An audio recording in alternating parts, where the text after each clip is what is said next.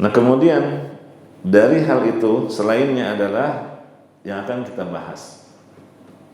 Doa yang kita pilih untuk kita ucapkan redaksinya adalah diambil dari Al-Quran dan Al-Hadis. Ini yang terbaik. Jadi urutan doa yang terbaik adalah yang diambil dari Al-Quran. Banyak sekali ya, sampai ada ulama yang membukukan khusus doa-doa dari Al-Quran. Di antaranya ada Syekh Abdul Aziz bin Baz, ada Syekh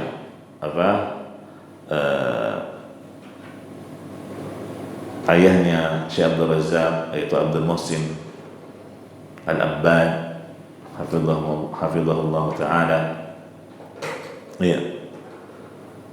Kemudian setelah dari Al-Quran, doa terbaik adalah dari sunnah, dari hadis-hadis yang sahih. Kemudian dari doa salafus salih, para sahabat. Ada juga riwayat-riwayat yang menukil dari mereka, sahabat, tabi'in, tabi'ut tabi'in, atau dari para ulama salaf. Iya, ulama ahlus sunnah. Nah, itu urutannya. Kenapa doa yang terbaik adalah yang bersumber dari Al-Quran dan As-Sunnah? Jelas sekali, karena Al-Quran dan As-Sunnah itu wahyu Allah. Wahyu Allah. Dan Nabi SAW mengatakan, fa inna khairal kalam kalamullah. Sebaik-baik ucapan adalah ucapannya Allah. Iya. Kemudian kalimatnya sangat jauh dari kesalahan.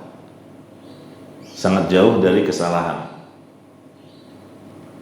Tidak seperti apa yang diajarkan oleh sebagian orang, terkesan baik dari satu sisi, tapi ada sisi kesalahan pada sisi yang lain.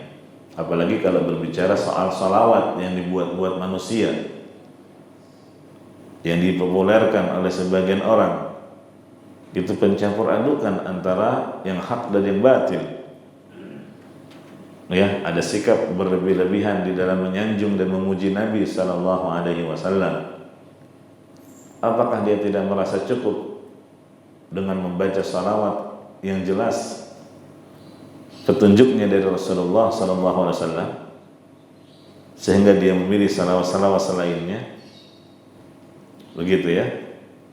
Jadi ini alasan yang kedua, kenapa doa yang terbaik adalah yang bersumber dari Al-Quran dan Hadis, karena kalimat-kalimatnya terjaga, jauh dari kesalahan, jauh dari penyimpangan. Kemudian juga alasan yang ketiga, karena kalimatnya ringkas.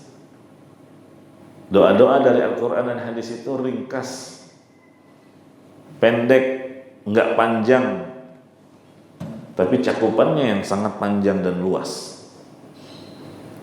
Misalnya, Rabbana atina fid dunya hasanah wa fil akhirati hasanah wa qina adzaban nar. Ini kan pendek, tapi cakupannya luas sekali.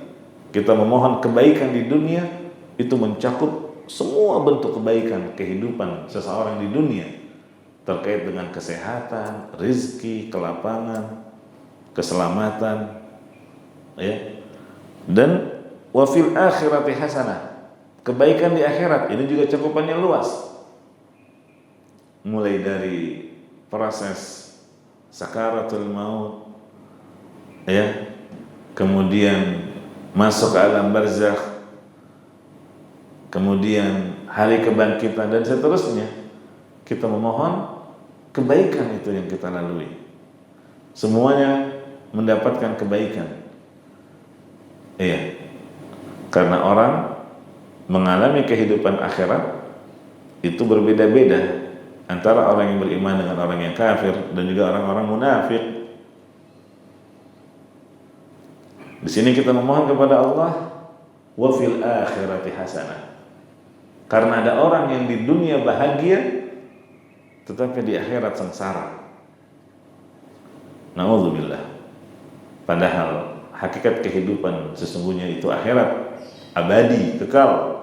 Tapi dia malah sengsara. Walaupun di dunia dia adalah orang yang paling bahagia. Bukan itu yang kita inginkan. Ya. Yang kita inginkan adalah kebahagiaan di dunia dan kebahagiaan di akhirat. Itu yang menjadi prioritas utama. Wa qina adzabannar. Ini juga memohon penjagaan dari Allah, perlindungan dari Allah. Karena hanya Allah yang dapat melindungi kita dari azab api neraka. Nah, ini contoh ya. Bagaimana doa dari Al-Quran ini ringkas, tapi cakupan yang terkandung di dalamnya sangat luas. Dan itulah keistimewaan doa yang ada dari Al-Quran dan As-Sunnah.